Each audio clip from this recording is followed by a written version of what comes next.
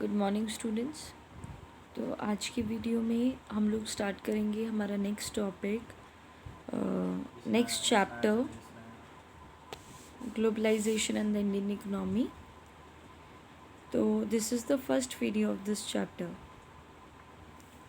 So, before moving into the chapter, you should know the meaning of the globalization with the real practical examples that are prevailing in India, in our world. So, we'll move on to the definition of globalization first. So, globalization is the process of interaction and integration among people, companies, government world wide. ठीक है. तो globalisation एक ऐसा process होता है जिसके through आप interaction करते हो या इंटीग्रेट करते हो. किसको? पीपल को भी इंट्रैक्ट करते हो, डिफरेंट पीपल से भी, डिफरेंट कंपनीज से भी, गवर्नमेंट से भी, वर्ल्ड वाइड. ठीक है. तो जैसे कि अगर हम लोग नॉर्मल एग्जांपल देखें इसका, जो आज के टाइम पे प्रिवेल हो रहा है. ठीक है.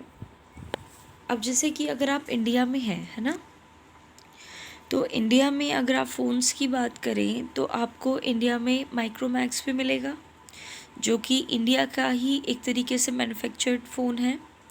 आपको एप्पल भी मिलेगा. ठीक है. आपको सैमसंग भी मिलेगा, सोनी भी मिलेगा, रेडमी, वीवो, बहुत अलग अलग तरह के आपको जो फ़ोन्स हैं अवेलेबल हो पाते हैं इंडिया में. ठीक है.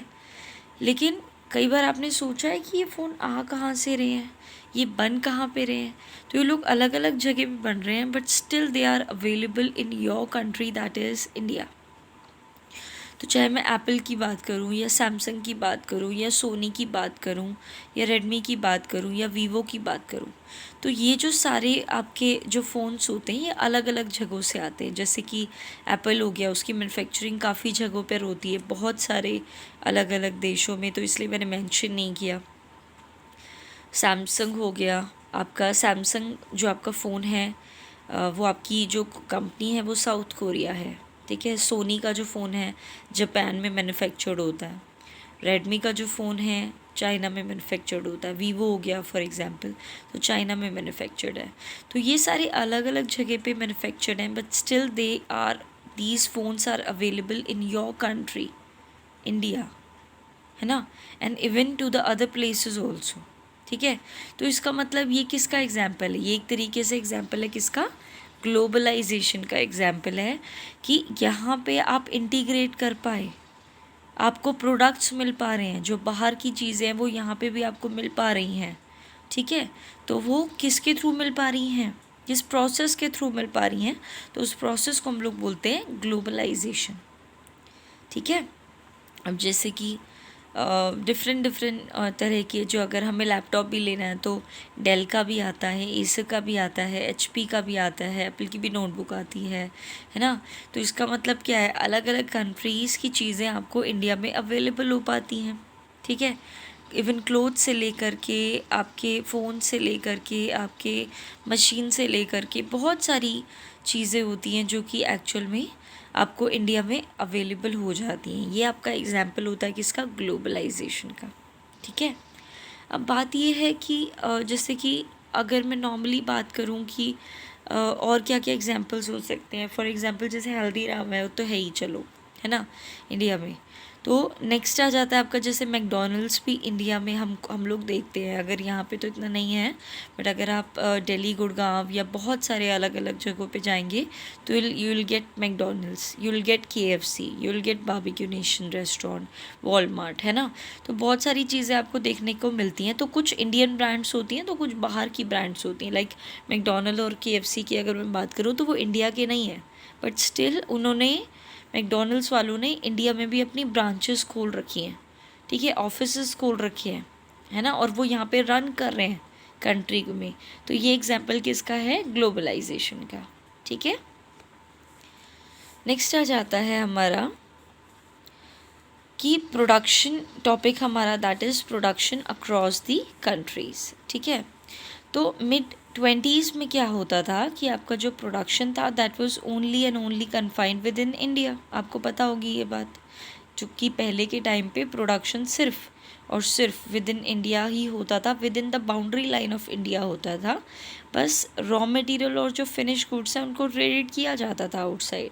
ठीक है, जैसे कि आपको पता भी होगा कि ब्रिटिश जब कंपनी भी यहाँ पर थी तो आपका जो रॉ मटेरियल था उसको एक्सपोर्ट किया जाता था टू द अदर कंट्रीज़, है ना। ब्रिटेन में जैसे आपने देखा भी होगा कि क्लोथ की मैन्युफैक्चर करने के लिए कॉटन जो कि रॉ मटेरियल है उसको एक्सपोर्ट किया जाता था बाहर की कंट्रीज़ में, है ना।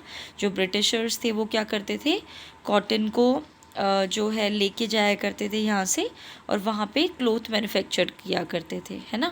तो रॉ मटेरियल्स को एक्सपोर्ट कर दिया करते थे अदर कंट्रीज़ में। और जो फिनिश प्रोडक्ट्स हैं यानी कि जो बना बनाया माल है, यानी कि वहाँ से जो भी प्रोडक्ट वो मैन्युफैक्चर करते थे फिनिश गुड्स की फॉर्म में, जैसे क्लोथ उन्होंने बनाया तो उसको फिर वो इंडियन मार्केट में लेके आ जाया करते थे with the process of import. ठीक है, तो फिनिश गुड्स को वो इम्पोर्ट कर लिया करते थे फ्रॉम द अदर कंट्रीज़। ठीक है, जिनको आप ट्रेड करते थे आउटसाइड द कंट्री से भी। ठीक है, तो यानी कि 90 वैसे अगर देखा जाए तो प्रोडक्शन तो इंडिया में ही हो रहा था, लेकिन ब्रिटिशर्स जो थे तब के टाइम पर रॉ मटेरियल को बाहर एक्सपोर्ट किया करते थे और जो बना बनाया माल है यानी कि फिनिश जो गुड्स है उसको इंपोर्ट कर लिया करते थे फ्रॉम द अदर कंट्रीज़। ठीक है, तो आपका ट्रेड जो था यानी कि आपका जो व्यापार था, ट्रेड था, आपका बिजनेस ऑपरेशंस जो था वो एक मेन चैनल था जो कि अलग अलग डिस्टेंट कंट्रीज़ को एक तरीके से कनेक्ट किया करता था। यानी कि ऐसी कंट्रीज़ जो आपस में बहुत दूर दूर हैं उन सबको कनेक्ट किया जाता था विद द हेल्प ऑफ या फिर with the channel of trade. ठीक है, अब जैसे कि अगर ट्रेड एक तरीके से बांधता था, किसको बांधता था, अलग अलग कंट्रीज़ को, like USA, China, UK, Japan, India, Iraq, Sri Lanka, बहुत सारी अलग अलग कंट्रीज़ को आपस में बाइंड किया करता था कौन, ट्रेड।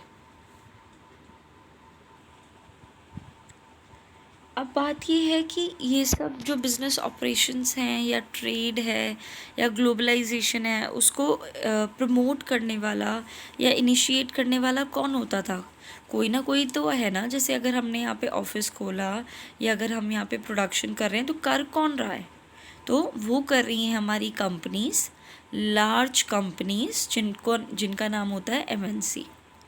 तो एमएनसी की फुल फॉर्म क्या है, मल्टी नेशनल कंट्रीज़ या सॉरी मल्टीनेशनल कॉरपोरेशंस हैं यहाँ पर। तो वो कौन सी होंगी, मल्टीनेशनल कंपनीज़। ठीक है, सॉरी। तो मल्टीनेशनल जो आपका कंपनी होता है वो क्या होता है कि मल्टीनेशनल कंपनीज़ आपकी वो कंपनीज़ होती हैं जो कि ऑन करती हैं या फिर जो कि कंट्रोल करती हैं प्रोडक्शन को इन मोर देन वन नेशन। तो मल्टीनेशनल जो कंपनीज़ होती हैं वो आपकी वो कंपनीज़ होती हैं जो कि रन ऑन करती हैं और कंट्रोल करती हैं प्रोडक्शन को इन मोर देन वन नेशन। नाम से ही पता लग रहा है, मल्टी मतलब मोर देन वन और नेशन मतलब कंट्रीज़, है ना। तो ये एक ऐसी कंपनीज़ होती हैं जो कि अपने बिजनेस को सेट करती हैं, एस्टैब्लिश करती हैं और कंट्रोल करती हैं या रन करती हैं प्रोडक्शंस को एक कंट्री से ज़्यादा में।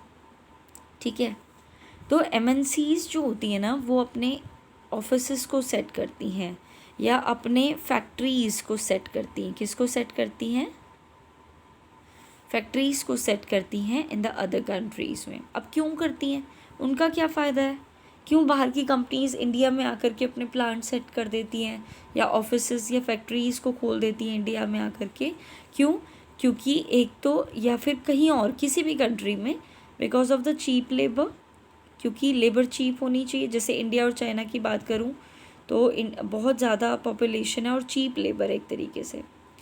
टेक्निकल एक्सपर्ट्स आपको मिल जाते हैं बाहर की कंट्रीज़ में, इंजीनियर्स मिल जाते हैं, अदर रिसोर्सेज मिल जाते हैं। ठीक है, लैंड आपको सस्ते रेट पे मिल जाती है। तो बहुत सारे अलग अलग एक तरीके से फ़ायदे होते हैं। ठीक है, तो एमएनसीज़ जो कंपनीज़ होती हैं जो कि अपने बिज़नेस को रन करती हैं, खोलती हैं offices factories other other countries में, वो इसलिए खोलती हैं क्योंकि कुछ कुछ ऐसे कंट्रीज़ हैं जहाँ पे लेबर सस्ता मिल जाता है, तो कुछ कुछ कंट्रीज़ में टेक्निकल एक्सपर्ट्स अच्छे मिल जाते हैं, कुछ कुछ कंट्रीज़ में अदर रिसोर्सेज मिल जाते हैं, लाइक लैंड सस्ता मिल जाना या लैंग्वेज अच्छी मिलना किसी के कंट्री के थ्रू। ठीक है, तो इससे क्या होता है, एक तरीके से आप अपने बिज़नेस को वर्ल्ड वाइड इस्टेब्लिश कर सकते हो, क्योंकि एक तो होता है कि अगर आप अपने बिज़नेस को एक ही जगह पे कन्फाइन करके रखेंगे तो वो वहीं तक का होगा, लेकिन अगर आपने उस अलग अलग ऑफिसेज बना दिए, अलग अलग फैक्ट्रीज़ बना दिए, तो जितना ज़्यादा आप अलग अलग कंट्रीज़ में अपनी ब्रांचेस को खोलते जाएंगे उतना ज़्यादा आपका प्रॉफिट, आपके ब्रांचेस, आपका नेम, आपकी reputation all across the world क्या हो जाएगा, फेमस हो जाएगा। ठीक है, फॉर एग्ज़ाम्पल जैसे कि एक लार्ज स्केल की MNC कंपनी है, ठीक है, तो वो इंडस्ट्रियल इक्विपमेंट को बनाती है, तो देखते हैं कि उसने इंडस्ट्रियल इक्विपमेंट बनाने के लिए क्या क्या किया। ठीक है, तो इंडस्ट्रियल इक्विपमेंट जो वो प्रोड्यूस कर रही है, उस इक्विपमेंट का डिज़ाइन कैसे करना है प्रोडक्ट का, यानी कि हर प्रोडक्ट पहले डिज़ाइन मांगता है ना। जैसे कि अगर आपको फ़ोन भी लेना होगा तो हर फ़ोन के अपने अपने डिज़ाइंस होते हैं, तो उनके डिज़ाइंस जब जो भी होगा प्रोडक्ट का, तो वो रिसर्च सेंटर में ही तो डिज़ाइन होगा, है ना। तो फॉर एग्ज़ाम्पल रिसर्च सेंटर उन्होंने खोल दिया USA में, ठीक है, एक जगह ऑफिस एस्टैब्लिश कर दिया। दूसरी बात, कंपोनेंट्स उसके मैन्युफैक्चर्ड करा दिए चाइना में, ठीक है, फॉर एग्ज़ाम्पल आईफोन हो गया, ठीक है, तो वो फॉर एग्ज़ाम्पल USA में एक तरीके से डिज़ाइन होता है, लेकिन बनता वो चाइना में है, तो प्लेस चेंज हो गया ना कंपोनेंट्स के मैन्युफैक्चरिंग का। नेक्स्ट है कि सर्विस कौन देता है, अगर कोई भी प्रॉब्लम आ रही है या XYZ जो भी इशू है, तो वो कॉल सेंटर डील कर लेता है। ठीक है, तो कॉल सेंटर उन्होंने खोल दिया अपना इंडिया में। ठीक है, क्यों, क्योंकि इंडिया की जो पॉपुलेशन है उनका जो एक तरीके से US एक्सेंट है या इंग्लिश उनको बोलनी आती है एज़ कम्पेयर टू चाइना।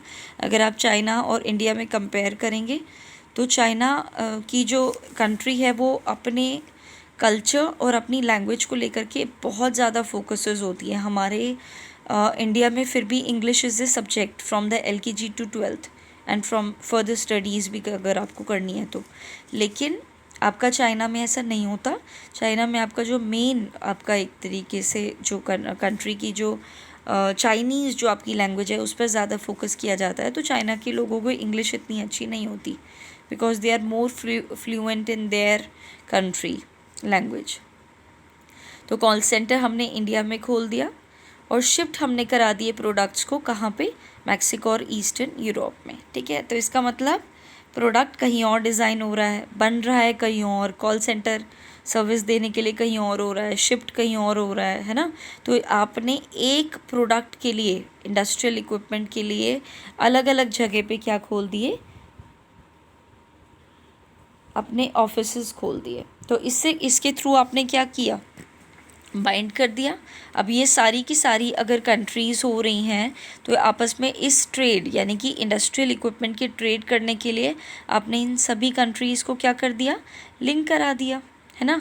तो ट्रेड ही अलग अलग डिस्टेंट कंट्रीज़ को आपस में क्या करा देता है, लिंक्ड करा देता है। ठीक है, और इसके प्रोसेस के थ्रू आप ग्लोबलाइजेशन भी कर सकते हो। ग्लोबलाइजेशन का मतलब ही क्या है, इंटीग्रेट करना एक कंट्री की इकोनॉमी को विद द अदर कंट्री, एक कंट्री के पीपल को with the other countries people, या एक कंट्री की जो भी जितनी भी आपकी चीज़ें हैं, चाहे वो पीपल हैं चाहे वो ऑपरेशंस हैं, सारी चीज़ों को इंटीग्रेट करा देना, है ना। नेक्स्ट आ जाता है मेन एम क्या है MNCs कंपनीज़ का, तो मैक्सिमाइज़ करना प्रॉफिट को, क्योंकि जितना ज़्यादा वो अलग अलग ब्रांचेस को खोलेगी अलग अलग देशों में उतना ज़्यादा सेल एनहेंस होएगी और उतना ज़्यादा प्रॉफिट जनरेट होगा। दूसरी बात, कॉस्ट को क्या करना, कम कर देना, रिड्यूस कर देना या कॉस्ट को बचा लेना। फॉर एग्ज़ाम्पल अगर वो सारी की सारी प्रोसेस एक ही कंट्री में कर रही होती है और वो कंट्री बहुत ज़्यादा महंगा है, जैसे अगर US और UK की बात करूँ तो वो महंगे हैं, है ना, as compare to India, China से अगर कंपेयर करें तो वो बहुत ज़्यादा, इंडिया तो बहुत ही सस्ता पड़ता है यूएस वालों को या यूके वालों को, लेकिन हम लोगों को एक तरीके से हमारे लिए बहुत नॉर्मल है। हमें यूएस से बहुत ज़्यादा महंगा लगता है और उनको इंडिया बहुत ज़्यादा सस्ता लगता है, तो वो कोशिश यही करते हैं कि वो ज़्यादा से ज़्यादा इंडिया में बनाएं प्रोडक्ट, या चाइना में मैन्युफैक्चरिंग करें, या अलग अलग देशों में करें जहाँ पे हमारी हेल्प हो सके, डिज़ाइनिंग में भी परफेक्ट हो, कंपोनेंट्स भी अच्छे से हो जाए, सर्विस भी हो जाए, शिप भी अच्छे से हो जाए। तो इन केस कॉस्ट रिडक्शन हमें एक तरीके से चाहिए होती है। ठीक है, तो ये आपका जो टॉपिक था, फर्स्ट जो टॉपिक था आपका, वो आपका कंप्लीट हो गया है। तो नेक्स्ट वीडियो से हम लोग नेक्स्ट टॉपिक करेंगे हमारा।